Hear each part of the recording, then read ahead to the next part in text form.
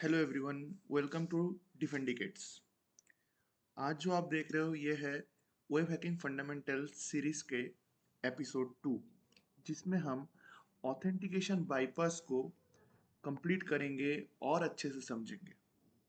ठीक है, तो जिन्होंने पहला वीडियो देखा था, उस वीडियो में आप लोगों ने देखा था कि हम लोग ब्रूट फोर्स अटैक कैसे करते हैं। हम लोग डिफरेंट डिफरेंट अकाउंट, अगर हो यूजर नेम हो पासवर्ड हो, उसको कैसे ब्रेक कर सकते हैं, उसको कैसे हम लोग फाइंड कर सकते हैं। हम लोग ने वो ढूंढा था। आज हम लोग समझते हैं ऑथेंटिकेशन बाईपास का ही एक पार्ट है जिसे कहते हैं लॉजिक फ्लो। अब लॉजिक फ्लो में क्या है, जैसे इस डायग्राम में देखो कि नॉर्मल आप एक एज ए यूजर, हम लोग मान लो कि कोई जगह हम लोग साइन इन करते हैं या फिर साइन अप करते हैं। वहाँ पे क्या होता है कि डाटाबेस में अपना पासवर्ड सेव होता है। मान लो कि हम अपना पासवर्ड भूल जाते हैं। एक एग्जांपल लेते हैं, हम लोग अपना पासवर्ड भूल जाते हैं। तो हम लोग क्या करते हैं, पहले हम अपना यूजर नेम टाइप करते हैं, उसके बाद हम अपना ईमेल टाइप करते हैं, करने के बाद हम रिक्वेस्ट भेजते हैं सर्वर को। सर्वर फिर वेरीफाई करता है कि ये यूजर नेम है कि नहीं है। फिर हमें सर्वर रिप्लाई बैक करता है, फिर हमारा ऑथेंटिकेशन लेता है, और उसके बाद हमें एक रीसेट कोड जाता है जिससे हम अपना पासवर्ड रिकवर कर सकते हैं। बट अगर मान लो डेवलपर्स डेवलपर्स की गलती से अगर मान लो ऐसा हो कि डायरेक्ट स्टेप 1 से हम लोग डायरेक्ट स्टेप 4 में पहुंच जाए, मतलब ना कोई ऑथेंटिकेशन, ना कोई रेस्पॉन्स बैक, नथिंग, जस्ट हम लोगों ने सर्वर में इनपुट किया और डायरेक्टली हमें वो रीसेट पासवर्ड मिल जाना, उसे हम लोग कहते हैं लॉजिक फ्लॉज। अब देखो, लॉजिक फ्लो में होता क्या है, ठीक है। इस चीज को जैसे प्रैक्टिकली देखेंगे तो ज्यादा अच्छे से समझ आएगा, ठीक है। ये नॉर्मली वेबसाइट है, तो कहानी को आगे बढ़ाते हैं। जैसे पिछले में हम लोग ने देखा था, हम लोग ने जब ब्रूट फोर्स किया था, तो हमें कुछ कुछ यूजर नेम्स मिले थे। जिन्होंने नहीं देखा होगा, पिछले वाला एपिसोड 1 देख लेना। तो एपिसोड 2 में हम लोग को जैसे एक इशू आ गया है। वो इशू क्या है कि हम लोग को यूजर नेम मिला था बहुत सारा, उसके पासवर्ड भी मिले थे। अब उसमें से मुझे रॉबर्ट का पासवर्ड याद नहीं है। तो मैं एक्चुअली अगर रॉबर्ट का यूजर नेम यहाँ पे टाइप करता हूँ और यहाँ पे कुछ भी गलत पासवर्ड भी टाइप करता, अगर लॉग इन करता हूँ, तो चलो, ये मुझे कह रहा है कि invalid user name and password as user, जो वेबसाइट कहता है। बट मुझे रॉबर्ट का चाहिए। अब मुझे कह रहा है कि अकाउंट ईमेल डालो, तो मैं रॉबर्ट का ईमेल डालता हूँ। तो रॉबर्ट का ईमेल, robert@acmeit support.thm, ये रॉबर्ट का ईमेल था। ठीक है, अब चेक कर लेते ईमेल है कि नहीं है। ओके, अब यूजर नेम मांग रहा है, अब यूजर नेम डाल देते हैं रॉबर्ट। चेक यूजर नेम बता रहा है, ठीक है। अब ये बता रहा है कि we will send you a reset email to robert@acmeit support.thm। Okay, so ये हमें रीसेट में ईमेल भेजेगा, बट अपने पास तो है ही नहीं, ना ईमेल है ना पासवर्ड है। तो हम लोग टेम्पर कैसे कर सकते हैं? पहले काम करते हैं, हम लोग एक अकाउंट बना लेते हैं। पहले यहाँ पे साइन अप हेयर, एक अकाउंट बना लेते हैं। जैसे टेस्ट नाम से एक अकाउंट बना लेते हैं, test@gmail.com, पासवर्ड 12345678, कंफर्म पासवर्ड 12345678। इसको साइन अप कर लेते हैं। ओके, सो जैसे सपोर्ट टिकट में जाते हैं, अभी फिलहाल अपने पास कोई सपोर्ट टिकट है नहीं, ठीक है। ओके, सो अभी हम लोग टेम्पर कैसे करते हैं, ठीक है। फिलहाल ट्रैक में जाते हैं, टास्क क्या है वो टास्क हम लोग पहले देख लेते हैं। टास्क है कि रॉबर्ट्स का सपोर्ट टिकट अपने को ढूंढना है। वहां पे एक फ्लैग है, उस फ्लैग को ढूंढना है, ठीक है। हम लोग अभी फिलहाल कर्ल कमांड का यूज करेंगे। Curl command in generally use होता है किसी भी वेबसाइट से हम लोग को रिक्वेस्ट अगर लेना होता है, तो हम लोग कर्ल कमांड का यूज करेंगे। तो फिलहाल मैं ये वाला पूरा कमांड कॉपी कर लेता हूँ, फिर मैं आपको बताता हूँ ये कमांड है क्या।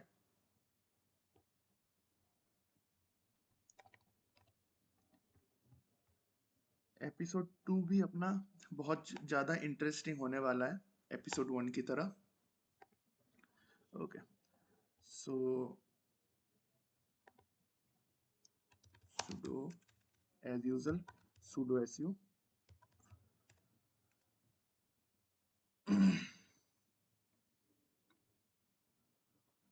पासवर्ड गलत डाल दिया मैंने। ओके, सो मैंने जो कॉपी किया उसको मैं पेस्ट कर देता हूँ फिलहाल। ठीक है, तो इसमें क्या हो रहा है कि कर्ल कर रहा है कि कर्ल मतलब हम लोग रिक्वेस्ट मांग रहे हैं सर्वर से, जो सर्वर में जो मतलब हम लोग मान लो कि कोई भी हम लोग सर्वर में रिक्वेस्ट भेजते हैं, जो रेस्पॉन्स सर्वर हमें नॉर्मली GUI UI में हमें सेंड करता है, हमें हम जो देखते हैं उसी चीज को हम कर्ल कमांड के थ्रू हम अपने टर्मिनल में देख सकते हैं। तो फिलहाल इस कमांड को समझते हैं, जैसे कर्ल HTTP जो अपना URL है पूरा URL डाला है, उसके बाद ईमेल डाला है, इसको एक थोड़ा एनकोडेड फॉर्मेट में ये डाला है, एट द रेट को थोड़ा एनकोडेड फॉर्मेट में डाला है। ठीक है, अब हाइफन एच का मतलब मैंने पहले आपको बताया था कि कंटेंट टाइप है, जो उसका हेडर है, किसी भी रेस्पॉन्स का, किसी भी रिक्वेस्ट का जो हेडर होता है, उस हेडर का जो फॉर्मेट होता है वो उसको हम लोग डिनोट करने के लिए हाइफन एच फ्लैग का यूज करते हैं। ठीक है, तो वो वाला फ्लैग यूज करके हम लोगों ने जो हेडर है उसको डिनोट किया है। उसके बाद हाइफन डी, जैसे हम लोग ने एफ जब यूज किया था, तब भी जब हम लोगों ने यूजर नेम के लिए यूजर नेम और पासवर्ड को डिनोट कर रहे थे, तब भी हम लोग हाइफन डी का यूज कर रहे थे।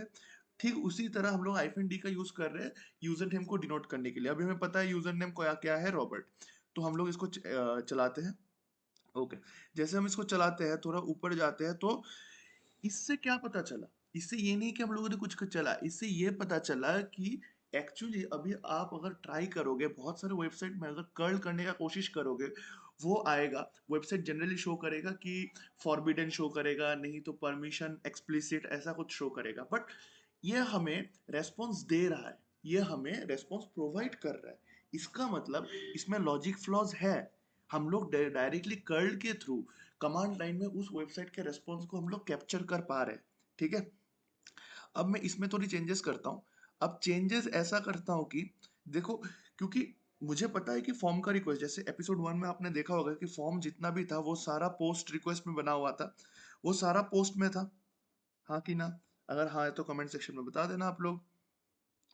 ठीक है, सो हम लोग अभी क्या करेंगे कि दूसरा वाला जो कमांड है इसको हम लोग कॉपी करते हैं। आप लोग ये कमांड अपने कॉपीज में लिख के रखना, ताकि आगे जाके आप ही को इजी हो। ठीक है, सो फिलहाल हम, क्योंकि हमें जब रिक्वेस्ट मिल ही रहा है, तो हम इसको और ज्यादा टेम्पर करने की कोशिश करते हैं।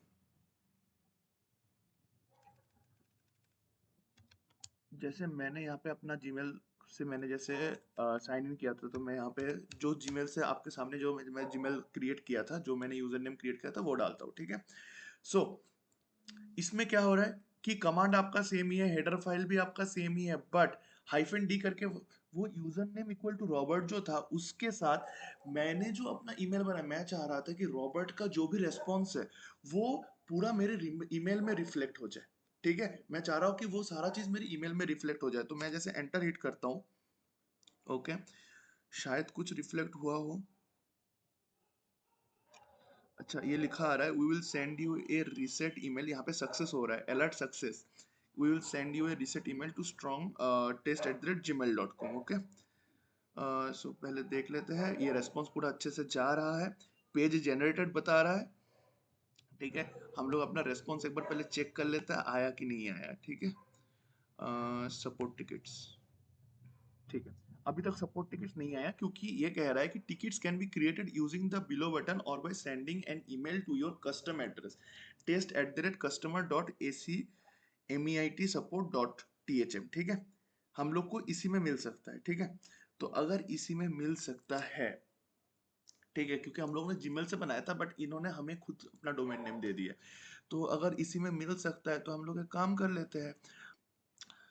तो फिलहाल इसमें जैसे वहाँ पे इंस्ट्रक्शन था कि एज ए test@customer.acemitsupport में ही ये ईमेल जा सकता है। ठीक है, आप देखोगे कि पूरा सारा चीज सेम है, सारा चीजें सेम है, कमांड सेम है, बस हम लोग ने क्या किया कि ईमेल चेंज कर दिया, क्योंकि @gmail.com वो जा नहीं रहा था। ठीक है, चेंज कर दिया।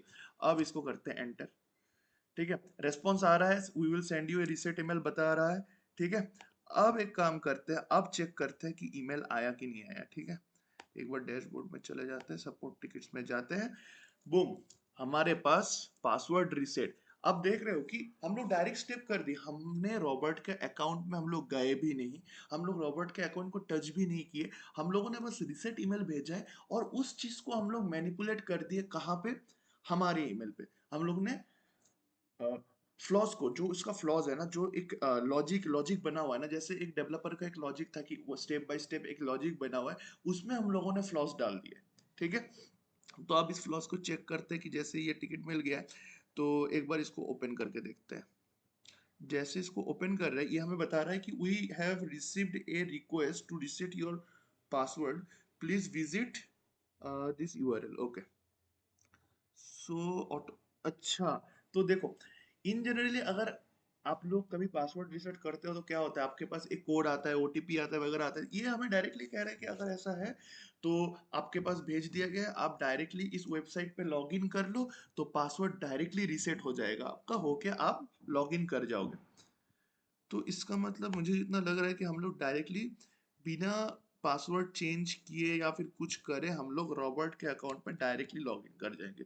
मैंने इस यूआरएल को कॉपी कर लिया, करने के बाद मैं इसको करता हूँ पेस्ट।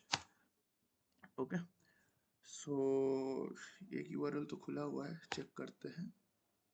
ओके, सो हम लोग रॉबर्ट के अकाउंट में आ गए हैं, बिना रॉबर्ट का पासवर्ड वगैरह कुछ भी चेंज करे, ईमेल वगैरह डाले, हम लोग डायरेक्टली रॉबर्ट के अकाउंट में आ गए। जैसे सपोर्ट टिकट में जाते हैं, यहाँ पे क्लिक करते हैं। ओके, सो हमें अपना फ्लैग मिल गया है। Please don't tell anyone this, आप लोग भी किसी को मत बताना। आया मजा? अगर मजा आए तो कमेंट सेक्शन में बताना, और लॉजिक फ्लॉस के लिए एक लाइक तो बनता ही है। ठीक है, तो इस चीज को मैं यहाँ पे कर देता हूँ पेस्ट। ओके, सो ये तो आपको पता ही है कि फ्लैग। तो पता चला कि अगर एक वेबसाइट में सही से डिजाइन नहीं किया जाता, सही से हम लोग लॉजिक को इम्प्लीमेंट नहीं करते, तो कितना इशू हो सकता है। ये एक सिनेरियो था, ऐसा सिनेरियो हो सकता है।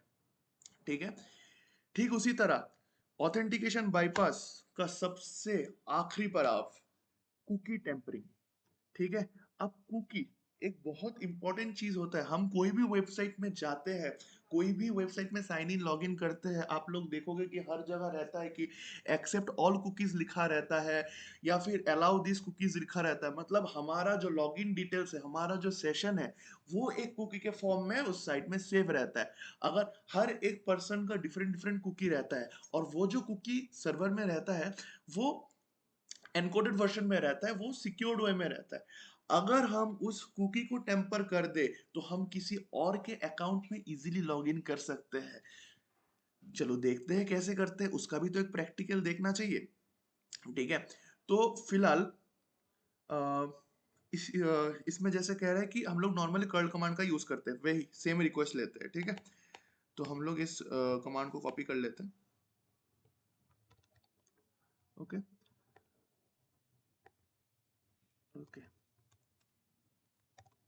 हम लोग ने कमांड को कॉपी कॉपी कर लिया। ठीक है, जैसे हम करते हैं तो ये कह रहा है कि नॉट लॉग्ड इन। सही बात कह रहा है, क्योंकि हम लोगों ने तो लॉगिन किया ही नहीं है। ठीक है, क्योंकि हम लोगों ने यूआरएल पे या फिर कहीं पे लॉगिन का तो कोई यूआरएल, कोई रिक्वेस्ट तो हम लोगों ने मांगा ही नहीं है। वो अलग बात है कि वो तो पहले वाला पड़ाव था कि हम लोग, पता है बहुत लोगों के अंदर डाउट होगा कि हम लोग ने अभी तो रॉबर्ट का अकाउंट साइन इन किया है, तो कैसे लॉगिन नहीं किया, वो अलग था। उसमें स्लैश के बाद हम लोगों ने बहुत सारा रिक्वेस्ट, अगर हम लोग रिक्वेस्ट मांगते तो अलग बात रहता। मैंने डायरेक्ट उस यूआरएल पे डायरेक्ट कुकी टेस्ट डाला है कि जो भी कुकी होगा है कि नहीं है, कुकी काम कर रहा है कि नहीं है, नॉर्मल। बट कोई लॉक्ड इन ही नहीं है, इसलिए हमें बता रहा है कि not locked in, not locked in है। एक्चुअली कुछ भी नहीं बताना चाहिए, वही सेम बात जैसे कर्ल करते हैं, आ जाना चाहिए। अगर नॉर्मल साइट है कि कुछ डाउनलोड कर रहे हैं, कोई सेंसिटिव साइट नहीं है, तो ठीक है, वो अपना रिस्पॉन्स दे रहा है। बट कोई सेंसिटिव साइट है, कोई लॉगिन पेज है, कुछ है, तो वो दिखाना चाहिए कि परमिशन एक्सप्लिसिट या फिर नॉट नॉट सपोर्टेबल, ऐसा कुछ आना चाहिए। ठीक है, तो फिलहाल इसमें देखते हैं, इसमें दूसरा कमांड यूज करते हैं। ठीक है, ये वाला जो कमांड है, ये वाला कमांड यूज करते हैं।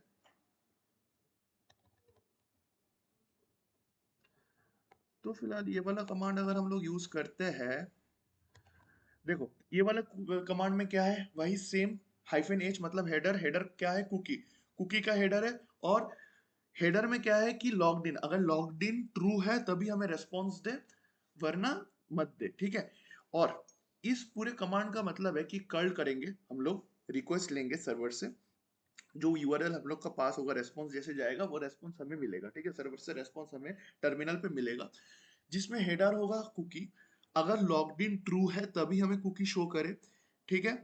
और जो एडमिन राइट है, हमें अभी फिलहाल हमें एडमिन राइट नहीं चाहिए, जो ये यूआरएल है इसके थ्रू जो सर्वर में जाएगा वहां पे हमें एडमिन राइट नहीं चाहिए। हम लोग as a user logged in करना चाहते हैं कुकी को टेम्पर करके। देखो कुकी हम लोगों ने अभी तक डाला नहीं है, बस हम लोगों ने बस कुकी में चेंजेस किया है कि कुकी का जो लॉजिक है, कुकी का जो कोड है, जैसे कुकी में बहुत सारे डेवलपर जैसे कोड लिखते हैं कि लॉग्ड इन, अगर इफ लॉग है, इफ पीछे से मतलब सर्वर में यूजर नेम पासवर्ड मैच होता है तब लॉग्ड इन, ऐसा जो चीज है उस चीज को हम लोग टेम्पर कर रहे हैं, ठीक है।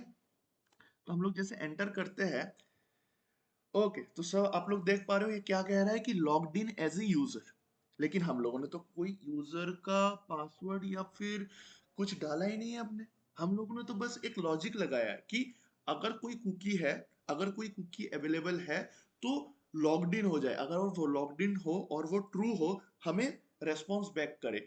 हमें एडमिन राइट नहीं चाहिए, बट नॉर्मल कोई पर्सन है तो वो लॉग्ड इन हो जाए और हमें रेस्पॉन्स बैक करे, ठीक है। ठीक है, अब इतना जब कर ही लिया है, अब एडमिन का भी देख लेते हैं कि एडमिन एडमिन एक्सेस भी ले, क्योंकि यूजर अगर एक्सेस ले सकते हैं तो एडमिन एक्सेस लेने में क्या दिक्कत है। कोशिश करते हैं। ओके,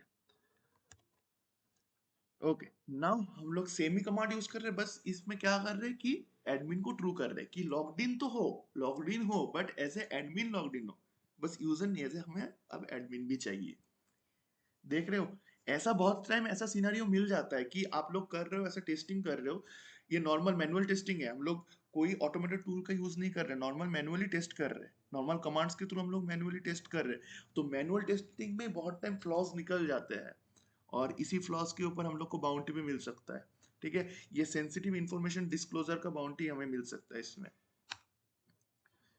कम से कम P1 का तो मिलेगा ही, और P1 का बाउंटी बहुत ज्यादा होता है, ठीक है। अब ये क्या कह रहा है कि logged in as an admin, बिना कुछ डाले बिना कुछ किए हम लोग एज ए एडमिन हम लोग लॉग इन कर जा रहे हैं, ठीक है। यहाँ पे जैसे आपको भी दिख रहा है ना, THM कुकी टेम्परिंग है तो फ्लैग चलो मिल गया, अपने को फ्लैग मिल गया, तो जो अपना अपना काम था। बट इन जनरल अगर ऐसा होता है ना, हम लोग डायरेक्टली एडमिन का कुकी हम लोग मिल सकते हैं, हम लोग डायरेक्टली ऐसे एक्सेस ले सकते हैं। तो ये होता है ऑथेंटिकेशन बाईपास का पावर, ठीक है। तो आशा करता हूं आप लोगों को समझ आया होगा कि ऑथेंटिकेशन बाईपास होता क्या है। एपिसोड 1 और एपिसोड 2 के बाद ऐसा लगता है कि ऑथेंटिकेशन बाईपास के थ्रू हम लोग कैसे वेबसाइट में यूजर नेम और पासवर्ड हैक कर सकते हैं, किस कैसे वेबसाइट का इंफॉर्मेशन निकाल सकते हैं, वो हम लोग इजीली हम लोगों ने निकाल लिया। अब जैसे फ्लैग हमें मिल गया है, बस अब ये छोटा छोटा रूम है जो आप लोग देख पाओगे। ये कह रहा है कि what is the value of MD5 hash, what is the base 64 decoded value. ये सब बाकी आप नॉर्मल टूल है, ऑनलाइन टूल्स है, जैसे क्रैक स्टेशन नाम का एक टूल है, फिर बेस 64 डिकोडर नाम का एक टूल है, वही बेस 64 एनकोडर नाम का टूल है। वो सब टूल्स में आप इस चीज को आराम से कर सकते हो, खुद ट्राई करना। I hope you all like this video. अगर वीडियो पसंद आए तो don't forget to subscribe our channel and join team Defendicates. नीचे दिए गए डिस्क्रिप्शन पे लिंक्स है, व्हाट्सएप कम्युनिटी के लिंक्स हैं, लिंक्डइन कम्युनिटी के लिंक्स हैं, आप ज्वाइन कर सकते हो टीम डिफेंडिकेट्स को।